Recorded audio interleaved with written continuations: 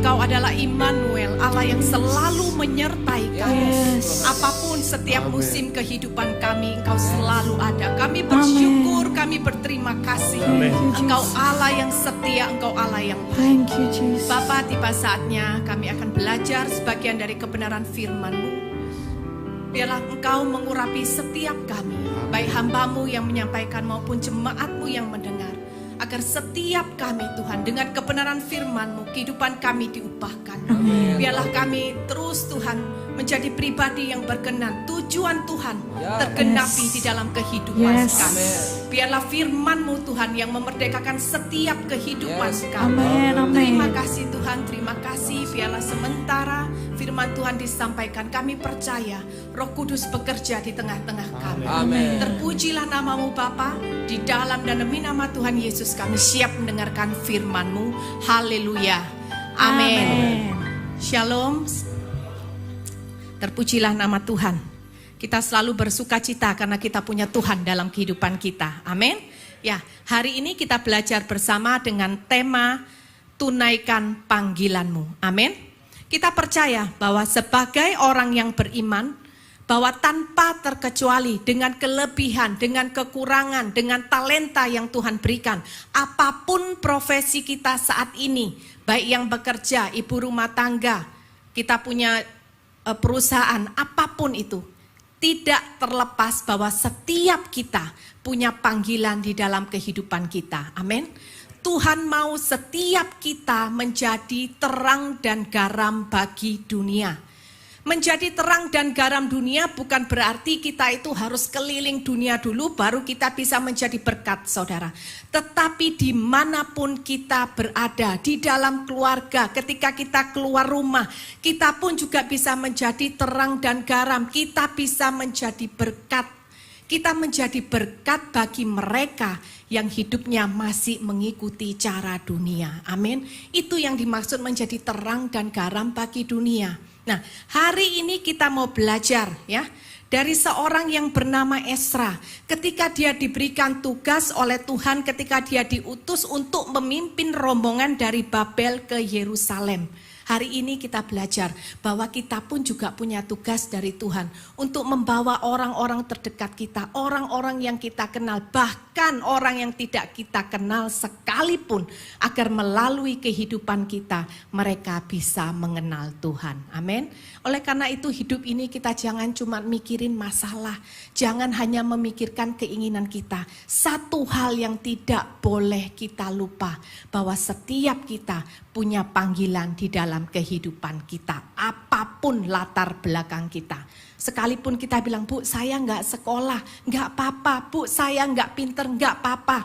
Tuhan tidak mencari titel, Tuhan tidak mencari jabatan, Tuhan tidak mencari orang yang pintar, tapi Tuhan mencari orang yang punya hati untuk pekerjaan Tuhan. Amin. Ya, yuk sama-sama kita buka Ezra pasal 7 ayat yang ke-28. Kemudian nanti kita sambung pasal 8 ayat yang ke-15 sampai 23 ya. Ezra pasal 7 ayat 28. Nanti kita sambung pasal 8 ayat 15 sampai 23 ya. Pasal 7 ayat 28b ya. Maka aku menguatkan hatiku karena tangan Tuhan Allahku melindungi aku, dan aku menghimpunkan dari antara orang Israel beberapa pemimpin untuk berangkat pulang bersama-sama dengan aku. Ya. Pasal 8 ayat 15. Aku menghimpunkan mereka dekat sungai yang mengalir ke Ahwa, dan di sana kami berkemah 3 hari lamanya. Ketika aku selidiki mereka, ternyata ada orang-orang Israel awam dan imam-imam, tetapi tidak kudapati di antara mereka orang-orang dari Bani Lewi. Sebab itu aku mengirim Elisier, Ariel, Semaya, Elnatan, Yarib, Elnatan, Natan, Sakaria, Mesulam, yakni kepala-kepala kaum keluarga, dan Yoyarib dan Elnatan, yakni pengajar-pengajar, dengan suatu pesan kepada untuk Ido, kepala setempat di Kasifia. Aku menaruh perkataan-perkataan ke dalam mulut mereka untuk dikatakan kepada Ido dan saudara-saudaranya, para budak di bait Allah di Kasifia itu, supaya mereka mendatangkan kepada kami orang-orang yang harus menyelenggarakan kebaktian di rumah Allah kami. Kemudian karena tangan murah Allah kami itu melindungi kami, didatangkanlah orang mereka kepada kami orang-orang yang berakal budi dari Bani Mahli bin Lewi bin Israel, yakni Serepia dengan anak-anak dan saudara-saudaranya 18 orang. Dan Hasebya beserta Yesaya dari Bani Merari dan saudara-saudaranya dan anak-anak mereka 20 orang. Dan para budak di bait Allah yang diberikan Daud dan para pembesar untuk membangun pekerjaan Allah orang-orang Lewi, 220 orang yang masing-masing ditunjuk dengan yang disebut namanya. Kemudian di sana di tepi sungai Hawa itu aku memaklumkan puasa supaya kami merendahkan diri di hadapan Allah kami dan memohon kepadanya jalan yang aman bagi kami, bagi anak-anak kami dan segala harta benda kami. Karena aku malu meminta tentara dan orang-orang berkuda kepada raja untuk mengawal kami terhadap musuh di jalan. Sebab kami telah berkata kepada raja demikian. Tangan Allah kami melindungi semua orang yang mencari Dia demi keselamatan mereka. Tetapi kuasa murkanya menimpa semua orang yang meninggalkan Dia. Jadi berpuasalah kami dan memohonkan hal itu kepada Allah, dan Allah mengabulkan permohonan kami. Haleluya. Amin, saudara. Ya, ada 3 hal yang perlu kita pelajari hari ini. Bagaimana kita menunaikan panggilan Tuhan di dalam kehidupan kita. Yang pertama itu adalah kita harus berjalan bersama dengan Tuhan. Ya, coba kita lihat kembali tadi Esra 20 pasal 7 28b. Dikatakan apa? Kata pertama, maka aku menguatkan hatiku. Berarti kata maka di sini menjelaskan bahwa sebelumnya Esra ini tidak berani menguatkan hatinya. Tetapi dalam ayat 28b dikatakan maka. Berarti setelah ada hasil perenungan baru Esra membuat satu keputusan untuk dia menguatkan hatinya. Alasannya karena apa? Kita baca, maka aku menguatkan hatiku karena tangan Tuhan Allahku melindungi aku dan aku. Jadi setelah Esra ini yakin bahwa Tuhan menyertai dia, maka Esra ini baru berani untuk melangkah. Dia mulai menghimpun orang-orang yang akan berangkat bersama dengan dia. Inilah adalah ciri orang yang berjalan dengan Tuhan. Orang yang berjalan dengan Tuhan ini dia akan memastikan apakah yang dia lakukan ini sesuai dengan kehendak Tuhan atau tidak. Karena jika sesuai dengan kehendak Tuhan maka percayalah di situ ada yang namanya penyertaan Tuhan. Amin. Orang yang berjalan bersama dengan Tuhan dia tidak akan berani melangkah tanpa konfirmasi daripada Tuhan.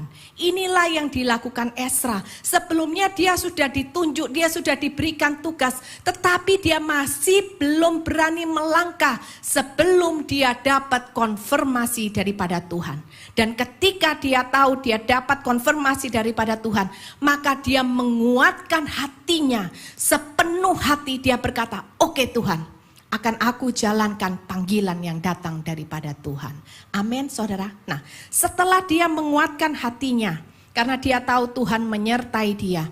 Kemudian Esra ini tidak semerta-merta kemudian dia langsung, oke, let's go, jalan. Enggak, saudara. Tapi satu kali lagi ya, dalam Esra pasal 8 ayat 15, dikatakan, aku menghimpun mereka dekat sungai yang mengalir ke Hawa. Di sana kami berkemah 3 hari lamanya. Kemudian dia katakan apa? Ketika apa? Kuselidiki mereka. Di sini sekali lagi Esra memastikan, saudara. Kuselidiki artinya dia sekali lagi memastikan apa yang dia pastikan. Setelah dia periksa barisannya, rombongannya, orang-orang yang sudah dipilihnya untuk berangkat bersama dengan dia, ternyata didapati bahwa apa? Tidak ada di antara mereka orang-orang dari Bani Lewi. Kemudian setelah dia mendapatkan, oh ternyata di dalam rombongannya nggak ada ini orang Bani Lewi.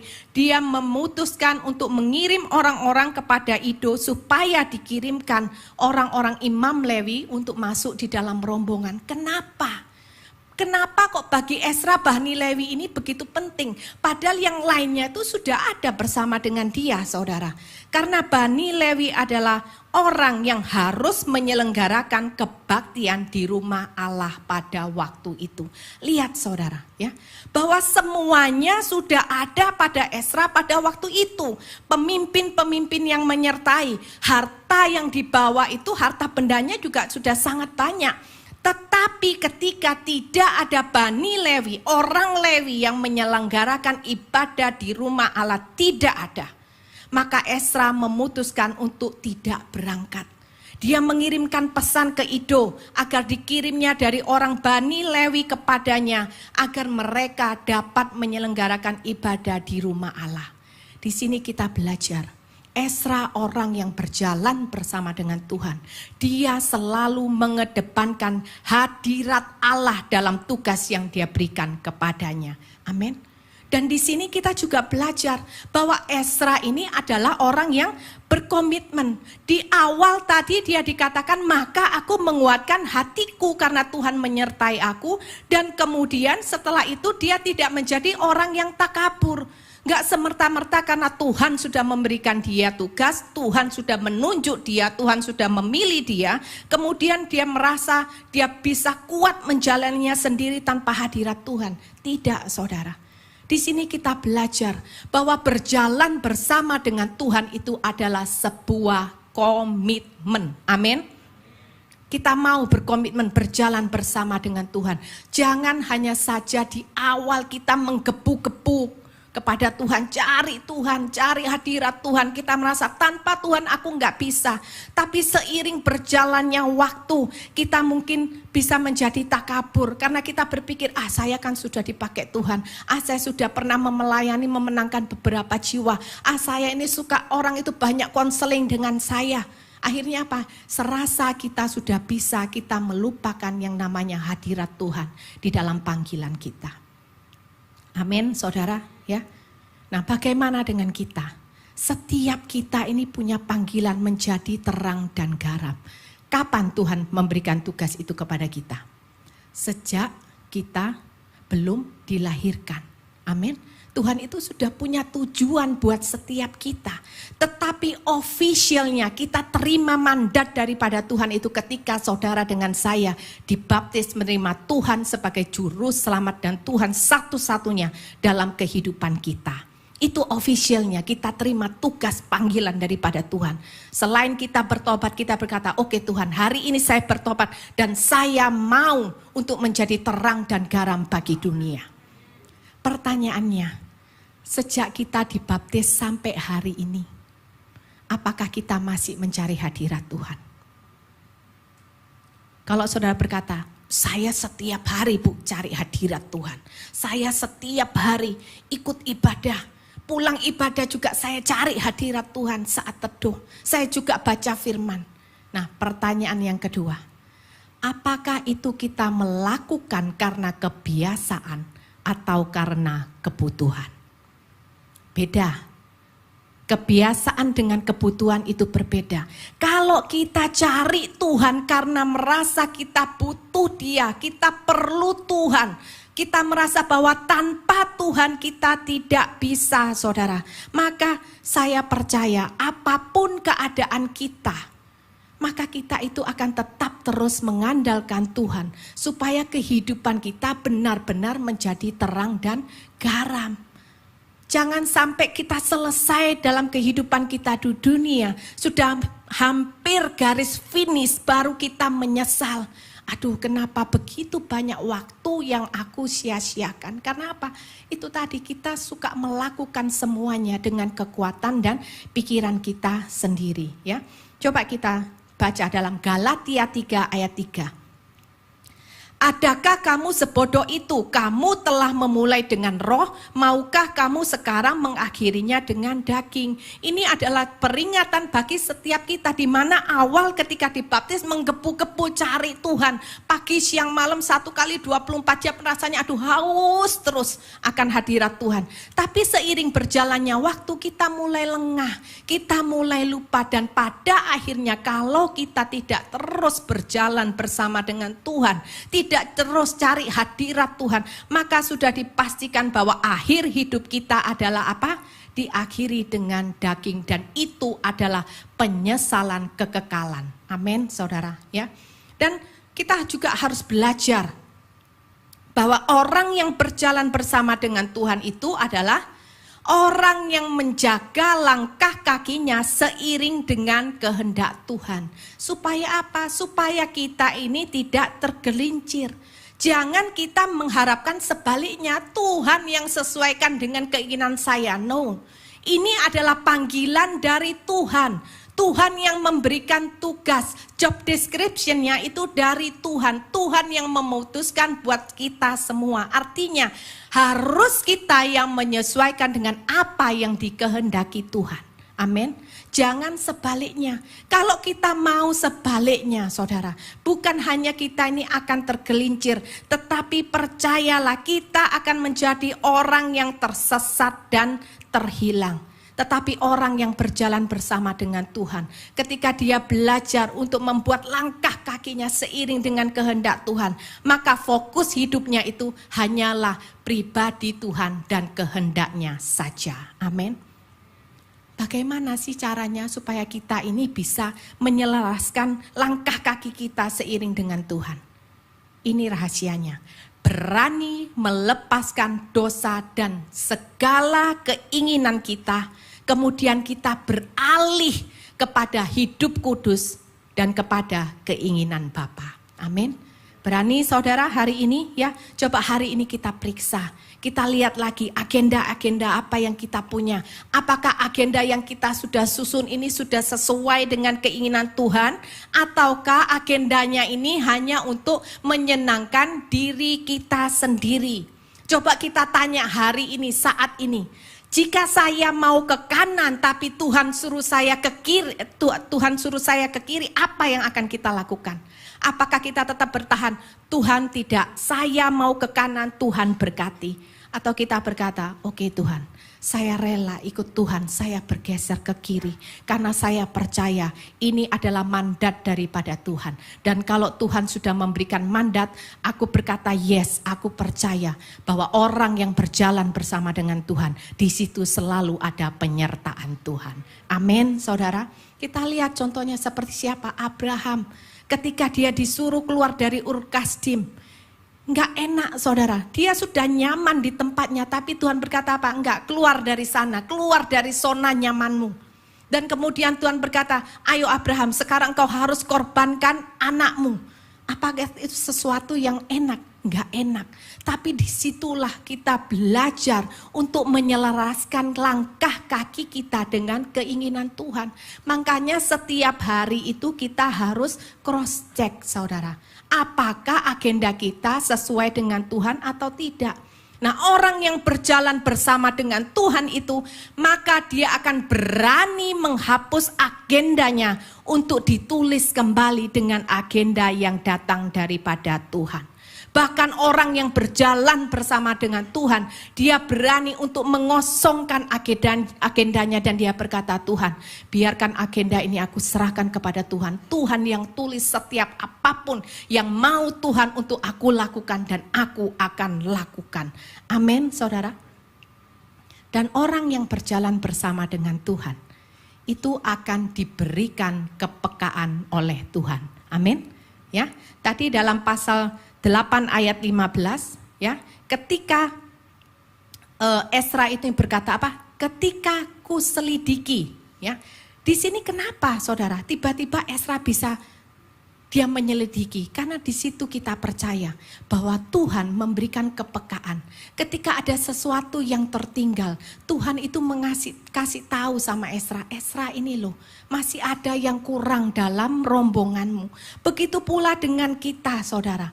Ketika kita berjalan bersama dengan Tuhan, kita menunaikan setiap panggilan kita kepada Tuhan, maka Tuhan itu akan menyingkapkan segala sesuatu yang tidak beres di dalam kehidupan pelayanan kita, bahkan di dalam kehidupan keluarga kita. Ada yang gak beres dengan pasangan kita, akan Tuhan singkapkan. Ada yang gak beres dengan kehidupan anak-anak kita, orang tua kita, orang-orang terdekat. Semuanya Tuhan akan singkapkan. Kenapa? Karena Tuhan ingin kasih tahu buat kita semua bahwa ketika engkau melakukan tugas panggilanmu yang datang daripada Tuhan, Tuhan itu memperhatikan setiap kehidupan kita. Bahkan segala sesuatu yang gak beres, yang engkau tidak tahu, Tuhan akan singkapkan. Dan ketika Tuhan singkapkan, maka percayalah Tuhan akan menyelesaikannya bagi setiap kita. Amin. Di sini kita memberikan peneguhan bahwa apa? Enggak perlu terus-menerus memikirkan masalah hidup kita. Karena apa? Di dalam Tuhan selalu ada jalan keluar. Yang perlu kita fokuskan adalah hari ini.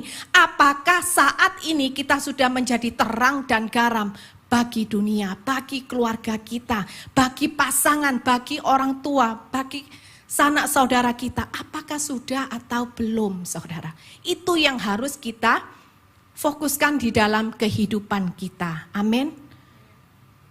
Dan kalau kita tahu bahwa Tuhan itu memperdulikan, memperhatikan kehidupan kita, maka kita bisa memaksimalkan kehidupan kita untuk melayani Tuhan. Melayani Tuhan bukan selalu di dalam gereja, tetapi melayani Tuhan terutama adalah ketika saudara dengan saya melakukan apa yang Tuhan mau. Ketika kehidupan kita berkenan di hadapan Tuhan, itu adalah pelayanan yang sesungguhnya. Amin. Dan tempat pelayanan kita yang pertama itu adalah di dalam keluarga. Amin, saudara. Jangan kita ini pelayanan di luar, kemudian di dalam keluarga kita menjadi batu sandungan. Amin, saudara. Nah, yang keempat, orang yang berjalan bersama dengan Tuhan itu rohnya akan semakin kuat. Ketika kita menjalankan tugas yang dari Tuhan, menyelesaikan panggilan kita, masalah itu akan tetap ada dalam kehidupan kita. Masalah tidak mungkin akan berhenti. Justru kadang-kadang masalah justru semakin bertambah banyak. Tetapi orang yang berjalan bersama dengan Tuhan, rohnya itu tidak akan semakin lemah, tetapi semakin hari semakin kuat. Kenapa? Karena kita tahu dengan siapa kita berjalan. Kita berjalan dengan Tuhan yang memberikan mandat. Kita berjalan dengan Tuhan yang punya segala kuasa. Dan kita berjalan bersama dengan Tuhan yang akan memberikan kekuatan buat saudara dengan saya. Tuhan kita adalah Tuhan yang baik. Dia tidak pernah memberikan satu tugas buat kita kalau Tuhan melihat kita tidak sanggup. Semua kita pasti sanggup, hanya terletak kepada mau enggak sih? Kita punya hati yang rindu enggak sih buat pekerjaan Tuhan? Hanya itu.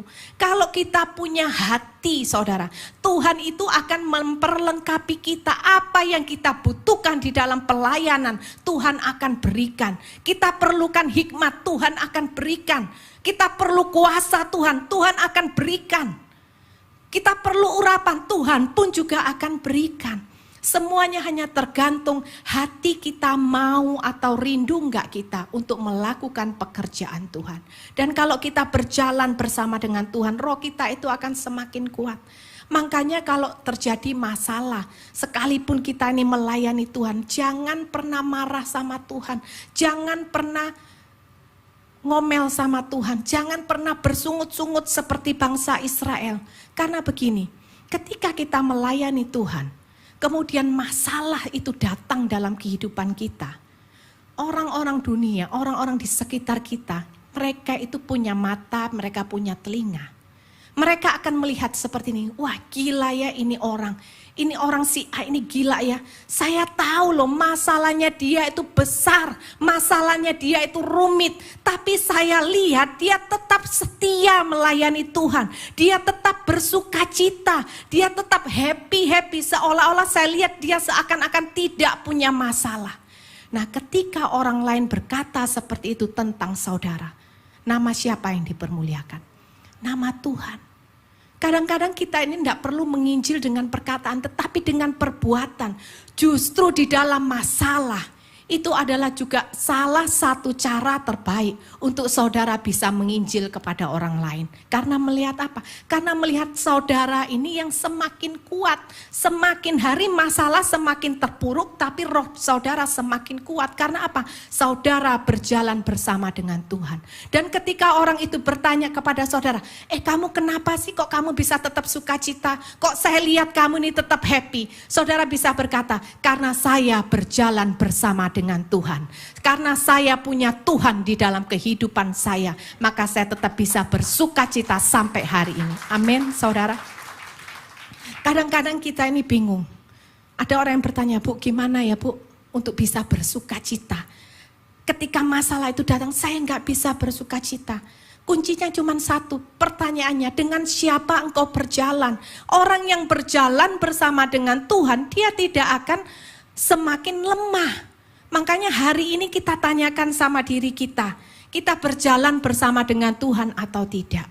Tapi kalau saudara berkata, saya berjalan bersama dengan Tuhan, maka nantikanlah satu waktu ketika kita sudah selesai tugas di dunia ini, ketika kita berjumpa dengan Tuhan, maka Tuhan akan berkata kepada setiap kita, dia akan berkata apa? Well done my servant, amin. Dan ketika kita berjumpa dengan Tuhan, kita juga bisa membalas, kita juga bisa berkata sama Tuhan, Tuhan, aku mencintaimu, aku mengasihimu, amin saudara ya. Nah yang kedua, apa yang kita harus lakukan untuk menunaikan panggilan kita? Kita harus fokus kepada perkara surgawi. Coba kita lihat dalam pasal 8 ayat 21. Ayat 21. Kemudian di sana di tepi sungai Ahawa itu aku memaklumkan apa? Puasa supaya kami merendahkan diri di hadapan Allah kami. Nah, ini dilakukan oleh Ezra sebelum dia melakukan perjalanannya ya. Jadi 3 kali saudara Ezra ini. Yang pertama dia menguatkan hatinya. Kemudian setelah dia memilih rombongannya, dia masih sekali lagi menyelidiki. Kemudian setelah diselidiki, sebelum dia melakukan perjalanan, sebelum pertama kali dia melangkahkan kakinya, sekali lagi Ezra ini memaklumkan puasa bagi dia dan rombongannya. Kita tahu puasa itu tandanya apa?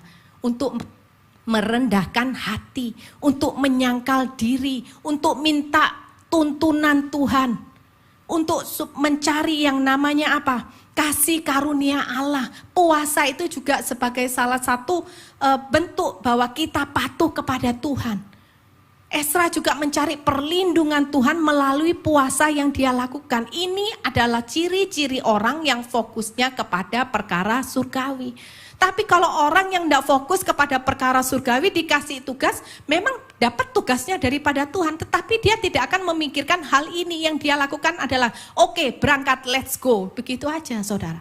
Tetapi Ezra adalah orang yang fokus kepada perkara surgawi. Sehingga sebelum dia melakukan perjalanan, sekali lagi dia memaklumkan doa dan puasa untuk mencari kehendak Tuhan, mencari pimpinan Tuhan, mencari tuntunan Tuhan dalam setiap tugas yang dia terima daripada Tuhan. Nah, memikirkan perkara surgawi, memikirkan perkara di atas, itu bukan hanya waktu kita ibadah. Bukan hanya sewaktu kita baca firman, tetapi selepas kita ibadah, selepas kita membaca firman, apa yang ada di pikiran kita, itu menunjukkan bahwa kita ini sebenarnya ikut Tuhan, menjadi orang yang suka memikirkan perkara di atas, ataukah masih kita ini memikirkan perkara-perkara yang jasmani. Apa sih yang kita lakukan saudara, waktu kita punya waktu senggang? Refreshing Bu bersama keluarga. Oke, bagus. Apalagi kalau sekarang mulai zamannya COVID yang terkenal itu apa? Ibu-ibu nonton apa? Nah, drakor, ya kan? Drama Korea. Kalau drama Korea itu dulu masih digandrungi sama anak-anak muda, ya. Kemudian berkembang, ibu-ibu juga suka drama Korea. Semenjak COVID, bapak-bapak juga nonton drama Korea, ya. Nah, kalau yang ketawa itu pasti tahu. Saya punya seorang teman, ya. Saya bilang, kamu itu sekarang kenapa sih? Kalau dihubungi kok susah sekali. WA kadang itu 2 hari baru dibales. Kalau enggak, saya WA pagi malam, tengah malam jam 1, setengah 2 baru dibales. Saya telepon juga rumahnya itu susah sinyalnya, saudara. Terus dia bilang, iya, aduh, sorry. Kemarin itu seharian keasikan nonton drama Korea, serian enggak ada habisnya. Nah, apakah enggak boleh? Boleh, saudara. Saudara cari hiburan itu boleh. Ya, tetapi yang saya mau katakan, saudara merasakan enggak bahwa hari-hari ini waktu itu segitu cepatnya itu berlalu. Hari ini sudah Mei tanggal 8. Bulan depan itu kita sudah menjalani setengah tahun dari tahun 2022. Padahal tahun baru itu serasa masih baru kemarin. Tapi hari ini waktu itu begitu cepat. Saya sendiri merasakan rasanya 1 hari 24 jam itu saya bilang, Tuhan kurang Tuhan. Tidak cukup 24 jam. Rasanya untuk melakukan apa yang kita lakukan itu waktunya kurang. Gitu ya. Nah, hari ini ayo saudara, boleh kita mencari hiburan. Tetapi bukankah kalau kita fokus kepada perkara surgawi, kita fokus kepada panggilan Tuhan. Bukankah kesenangan kita adalah ketika kita bisa berjumpa dengan Tuhan di dalam hadirat-Nya. Amin. Coba kita lihat yuk hitung-hitungan. Dalam 1 hari, dalam 24 jam. Waktu yang kita pergunakan itu lebih banyak untuk perkara rohani ataukah untuk perkara jasmani. Nah kemarin ya saudara, saya dapat curhat gitu ya. Dapat cerita dari seorang kumpulan anak muda. Mereka ini dapat tugas dari gerejanya untuk mengajak seorang si A, anak muda juga untuk ke gereja. Kemudian satu orang menghubungi anak ini ditolak, saudara. Langsung ditolak, diblok WA-nya. Orang yang kedua juga begitu, diblok WA-nya. Orang ketiga pun juga begitu. Tapi yang menarik buat saya adalah apa? Ini anak-anak muda, umurnya itu masih SMA, saudara. Tetapi di waktu luangnya mereka itu enggak gini, oh ya udah, yang penting kan aku sudah jalankan tugas dari Tuhan. Aku hubungi kamu enggak mau, kamu sudah nolak, ya udah, bukan salahku, bye-bye. Enggak, saudara.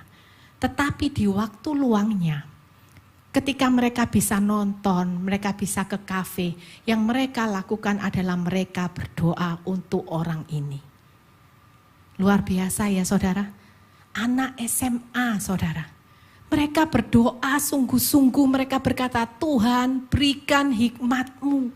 Bagaimana supaya kami bisa memenangkan jiwa anak ini. Kami tahu Tuhan bahwa anak ini perlu mengenal Engkau. Hanya kami enggak tahu caranya bagaimana Tuhan. Sudah 3 kali teman kami menghubungi, semua diblok WA-nya. Tetapi mereka tidak putus asa. Ada waktu senggang selesai mereka sekolah. Mereka berkumpul bersama, mereka berdoa. Bahkan di rumah mereka berdoa masing-masing untuk 1 jiwa ini saudara. Dan ketika tepat pada waktunya mereka hubungi lagi anak ini. Dan puji Tuhan, anak ini mau meresponi, mau datang ke gereja. Amin. Lihat saudara, ketika kita punya waktu yang tersisa, kita benar-benar fokus kepada perkara surgawi. Apa yang kita tabur itu tidak pernah sia-sia. Tetapi saya tidak mengajarkan di sini, oh kalau saya sudah berusaha, saya lihat hasilnya. No, semua hasil itu serahkan kepada Tuhan. Tetapi Tuhan melihat hati kita yang begitu rindu menjadi berkat atau tidak. Dengan apa? Apa yang kita kerjakan ketika kita punya waktu yang luang. Amin. Mengapa kita juga harus fokus kepada perkara surgawi? Karena menjaga hati kita tetap tulus dalam melakukan tugas kita. Amin. Kita yang melayani Tuhan, awal-awal kita melayani untuk kemuliaan Tuhan. Tapi kemudian seiring berjalannya waktu, hati ini mulai mudah untuk bergeser. Itu yang harus kita hati-hati. Karena kita sudah dipakai Tuhan, seiring berjalannya waktu kita mulai mencari pujian manusia. Kita suka dibanggakan oleh orang lain. Kita suka dikenal oleh orang lain karena keberhasilan kita menjalankan tugas. Hati-hati, kita harus tetap menjaga hati kita. Supaya hati ini motivasi kita tidak bergeser. Dengan bagaimana? Ketika kita fokus kepada perkara surgawi. Orang yang fokusnya kepada perkara surgawi, orang yang fokusnya kepada Tuhan, dia tidak akan lagi mencari pujian dari manusia, tetapi yang dia fokuskan adalah apakah Tuhan berkenan ketika aku melakukan tugas yang datang daripada Tuhan. Jangan sampai terjadi pada kita seperti seorang hamba Tuhan yang berkata apa? Tuhan, aku sudah bernubuat demi namamu, sudah melakukan mujizat di dalam namamu, tapi Tuhan berkata apa? Enyahlah, aku tidak kenal. Jangan karena kita merasa kita sudah melayani Tuhan, kemudian seolah-olah kita pasti dikenal oleh Tuhan. Hati-hati saudara, dan itu dimulai dari apa? Motivasi kita tulus atau tidak di hadapan Tuhan. Melayani Tuhan untuk kemuliaan Tuhan itu tidak dinilai dari apa yang kita kerjakan. Tidak dinilai dari apa yang kita kerjakan, hati-hati. Bisa saja seorang seperti saya melayani Tuhan di mimbar ini. Tetapi kalau hati saya tidak tulus, tidak murni di hadapan Tuhan, apakah itu berkenan? Tidak berkenan. Tetapi jika ada seorang ibu rumah tangga yang melayani keluarga seperti dia melayani Tuhan dengan ketulusannya, dengan cucuran air mata, dia tetap memberikan yang terbaik buat keluarganya. Menurut saudara, apakah itu berkenan di hadapan Tuhan? Berkenan. Mana yang lebih berkenan? Seorang ibu rumah tangga dengan hati, dengan motivasi yang tulus dan murni, ataukah seorang hamba Tuhan yang di mimbar karena mencari pujian? Amin, saudara. Ya, jadi kita harus hati-hati. Nah, kita pun juga harus mencari perkara surgawi supaya apa? Supaya kita mendapatkan kekuatan untuk menghadapi masalah. Dalam melakukan tugas itu pasti ada masalah, saudara. Dan masalah ini yang berpotensi untuk membuat kita itu apa? Putus asa. Entah itu sakit, penyakit, ataukah karena kita ditolak oleh orang-orang sekitar, ataukah masalah ekonomi, apapun masalahnya. Masalah ini berpotensi untuk kita berputus asa. Banyak orang yang konseling dengan saya mengatakan gini, Bu, saya sudah tidak mau lagi melayani Tuhan. Saya tanya, kenapa Bu? Masalah saya begitu banyak, masa Tuhan itu masih tega suruh saya untuk melayani Tuhan? Lebih baik saya tidak perlu melayani Tuhan, tetapi hidup saya oke-oke aja, tidak perlu ada masalah. Itu jauh lebih baik. Karena saya berkata gini, Ibu, di dalam masalah pun kita juga bisa jadi berkat. Amin. Tapi dia bilang, saya nggak perlu jadi berkat. Yang penting hidup saya nggak ada masalah. Itu jauh lebih baik, Bu. Nggak perlu lagi melayani Tuhan. Nah, di dalam Alkitab kita juga ada contohnya. Seperti siapa? Seperti Musa. Dalam Keluaran 5:22, ya, Keluaran 5:22, Musa mengatakan gini, Tuhan, mengapakah kau perlakukan umat ini begitu bengis? Mengapa pula aku yang kau utus? Di sini Musa ini ngomel sama Tuhan, protes sama Tuhan, seolah-olah dia berkata, Tuhan, aku sudah melakukan tugasmu, tapi ternyata mereka semua menolak dan marah kepada Musa, sehingga Musa bertanya kepada Tuhan, Tuhan, kenapa sih kok harus aku yang engkau utus? Nah, dari sini kita belajar, saudara, ya, ketika kita fokus kepada perkara surgawi, itu akan memberikan kita kekuatan. Kita berkata apa? Enggak apa-apa. Selama aku ada Tuhan, masalah terjadi dalam hidupku, itu menjadi persentase yang kesekian, prioritas yang sekian. Tetapi aku akan tetap berjalan bersama dengan Tuhan untuk menyelesaikan apa yang menjadi tugas dan kehendak Tuhan di dalam kehidupanku. Amin. Taat dan setia saja mengerjakan tugas yang datang daripada Tuhan. Di dalam Ibrani 12 ayat 3 dikatakan, ingatlah selalu akan Dia yang tekun menanggung bantahan yang sehebat itu terhadap dirinya dari pihak orang-orang berdosa, supaya apa? Jangan kamu menjadi lemah dan putus asa. Tuhan Yesus sudah mengalami duluan daripada kita, dan di sini Tuhan memberikan kita apa? Teladani aku. Aku pun juga sering mengalami apa? Bantahan, tapi Tuhan itu tetap tekun menanggung segala derita, bantahan, cemoohan, hinaan. Dia tanggung semuanya itu dari orang-orang yang berdosa. Supaya apa? Supaya kita ini jangan menjadi lemah dan putus asa. Ayo hari ini ketika saudara mengalami begitu banyak masalah yang rumit, mungkin ketika saudara melayani orang lain saudara tertolak, kita harus ingat, belajar dari keteladanan Tuhan Yesus, maka kita akan dikuatkan sehingga kita akan tetap terus maju melakukan panggilan kita taat dan setia sampai pada akhirnya. Anak saya pada waktu bulan lalu ya, dia melayani di sebuah gereja.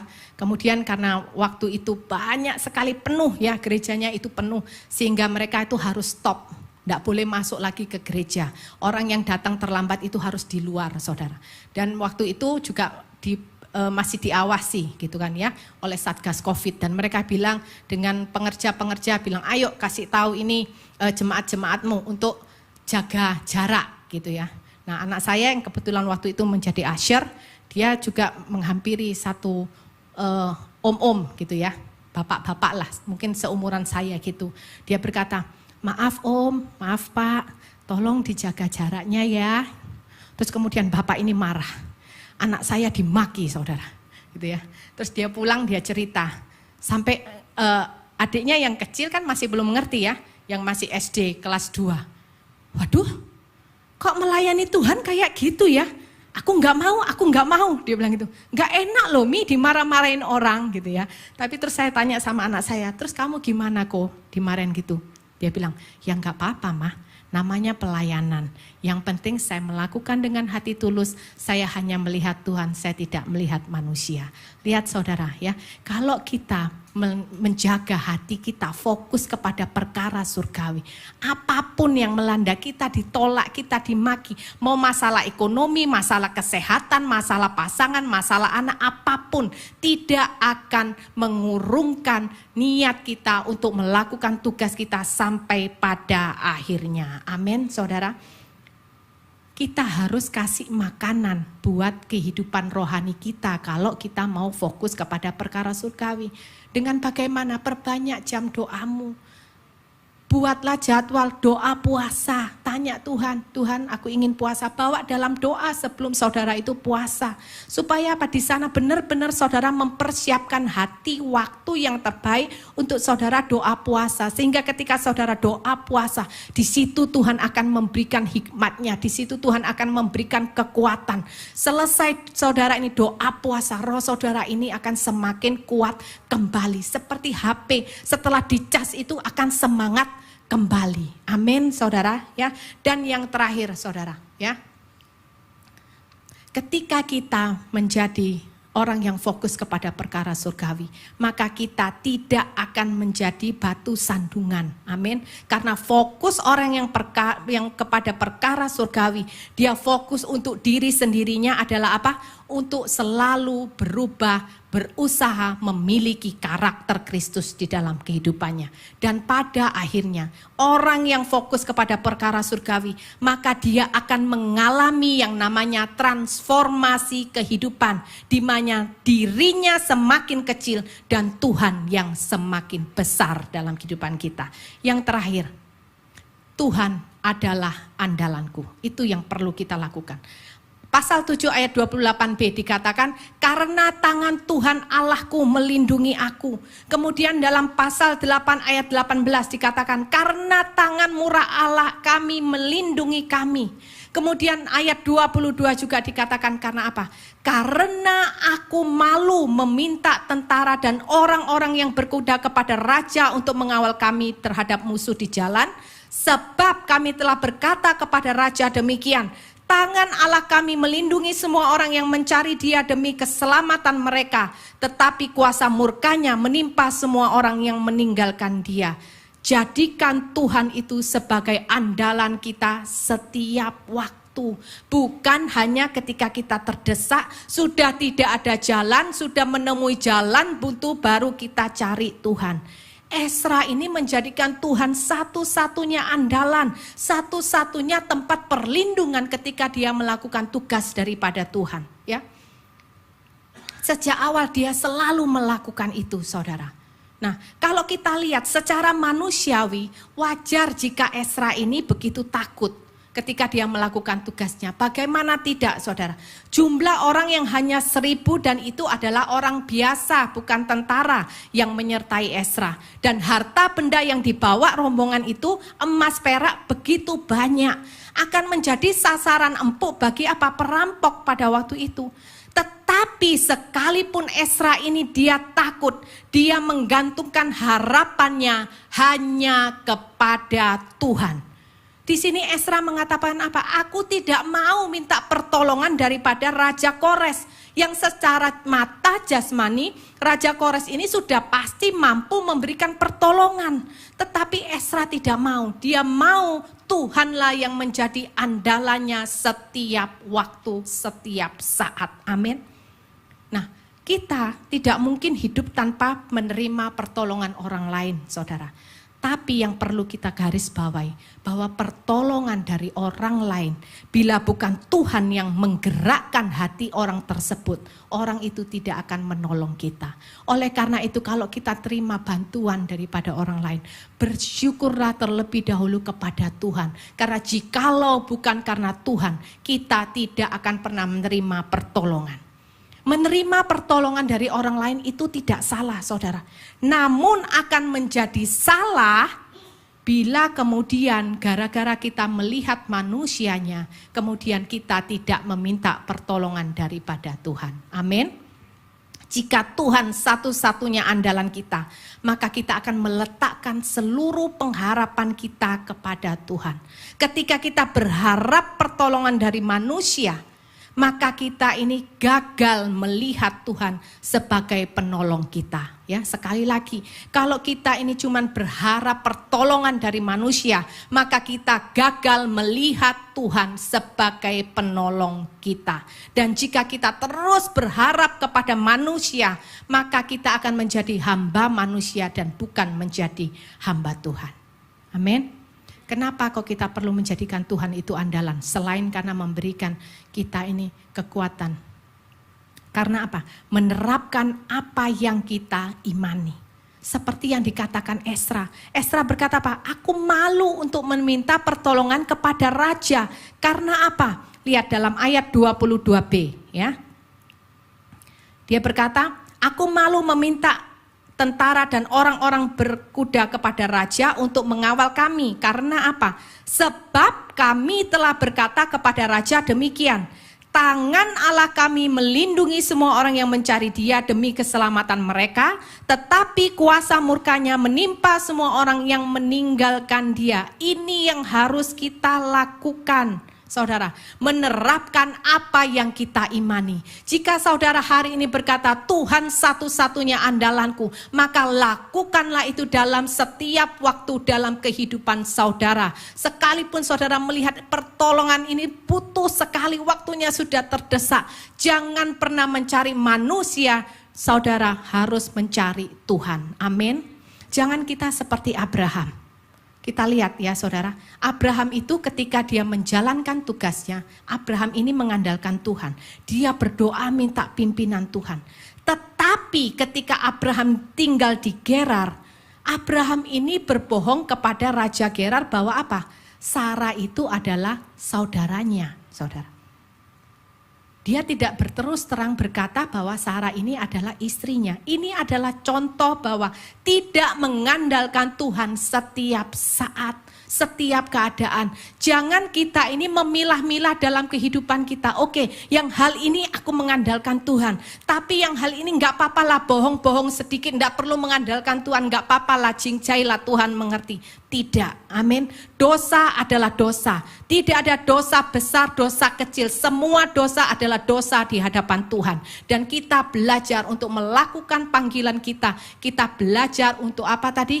Hidup kudus dan mencari keinginan Tuhan dalam kehidupan kita. Dan kita harus tahu, saudara, bahwa iman tanpa perbuatan itu hakikatnya adalah mati. Jika kita berkata Tuhan satu-satunya penolongku, Tuhan satu-satunya perlindunganku, maka praktekkanlah itu dalam setiap hal, baik dalam keadaan terdesak maupun tidak. Amin. Mau ya kita menerapkan apa yang kita imani setiap waktu, supaya orang lain bisa melihat bahwa ada Tuhan Yesus yang dahsyat dalam kehidupan kita. Amin. Ya, tolong PowerPoint ya, supaya kita review sebentar. Yuk, saya undang pemusik untuk naik. Ya, tunaikan panggilanmu. Slide selanjutnya. Berjalan, apa yang perlu kita lakukan? Berjalan bersama dengan Tuhan. Berani melangkah karena berjalan bersama dengan Tuhan. Berjalan bersama Tuhan itu adalah komitmen. Berjalan bersama Tuhan artinya menjaga langkah kaki kita seiring dengan kehendak Tuhan. Dan yang terakhir, orang yang berjalan bersama Tuhan akan diberikan kepekaan. Amin. Yang kedua, kita harus fokus kepada perkara surgawi. Orang yang fokus kepada perkara surgawi akan selalu mencari Tuhan, ya. Karena dengan fokus kepada perkara surgawi, maka apa? Menjaga hati kita tetap tulus dalam melakukan tugas kita. Yang kedua, kita mendapatkan kekuatan menghadapi masalah. Dan yang ketiga, kita tidak menjadi batu sandungan. Dan yang terakhir, ketiga, Tuhan adalah andalanku, ya. Menjadikan Tuhan andalan setiap waktu. Ketika kita berharap pertolongan dari manusia, maka kita gagal melihat Tuhan sebagai penolong. Dan kemudian kita harus menerapkan apa yang kita imani, bahwa Tuhan satu-satunya pertolongan dan perlindungan bagi setiap kita. Amin. Yuk kita bangkit berdiri.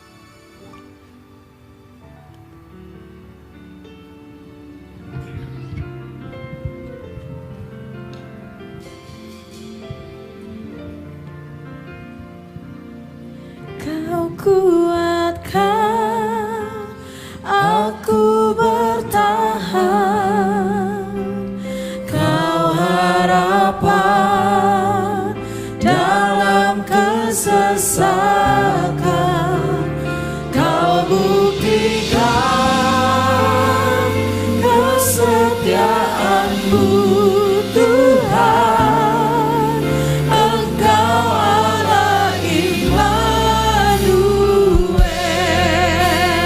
Kau kuatkan aku bertahan, Kau harapan dalam kesesakan, Kau buktikan kesetiaan-Mu Tuhan, Engkau Allah Immanuel. Kau kuatkan aku bertahan, Kau harapan dalam kesesakan, Kau buktikan kesetiaan-Mu Tuhan, Engkau Allah Immanuel.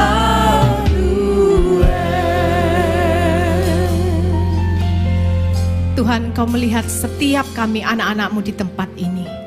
Kami sudah menerima kebenaran firman-Mu. Engkau sudah mengingatkan kami kembali akan setiap tugas panggilan kami yang datang daripada Engkau. Bahwa setiap kami harus menjadi terang dan garam bagi dunia. Apapun latar belakang kami, apapun profesi kami, setiap kami Tuhan tidak terkecuali. Kami mau meresponi panggilan itu. Kami mau menjadi berkat Tuhan selama kami hidup. Kami mau melalui kehidupan kami nama Tuhan dipermuliakan. Bapa, biarlah Engkau memberikan setiap kami kekuatan Tuhan. Kami mau benar-benar Tuhan, kami mau berjalan bersama dengan Engkau Tuhan. Kami mau fokus untuk kami menunaikan tugas panggilan kami. Kami mau fokus kepada perkara surgawi Tuhan. Kami tidak mau lagi masalah menjadi berhala di dalam kehidupan kami. Karena kami tahu, kami percaya ketika kami menjadi berkat bagi orang lain di luar sana Tuhan, maka kami percaya Tuhan yang akan melihat, Tuhan yang akan melindungi setiap kehidupan kami. Masalah kami bukan lagi masalah karena kami punya Tuhan. Yang menjadi masalah dalam kehidupan kami saat ini, apakah kami sudah menjadi berkat terang dan garam bagi dunia? Bapa Tuhan Yesus yang baik, biarlah setiap kami Tuhan mengandalkan Engkau dalam kehidupan kami. Sehingga ketika kami berpulang, ketika kami selesai tugas kami di dunia ini, Tuhan bisa berkata kepada kami, tugasmu sudah selesai. Engkau menjalankan tugasmu dengan baik dan engkau menyelesaikan pertandinganmu dengan baik. Terima kasih Tuhan, terima kasih. Kami diteguhkan pada pagi hari ini. Kami diingatkan kembali Tuhan, bahwa kami punya satu tugas panggilan daripada Tuhan yang tidak boleh kami sia-siakan di dalam kehidupan ini. Selama kami bernafas, maka selama itu pula Tuhan kami mau menjadi berkat. Terpujilah namamu Tuhan. Haleluya, haleluya. Amin.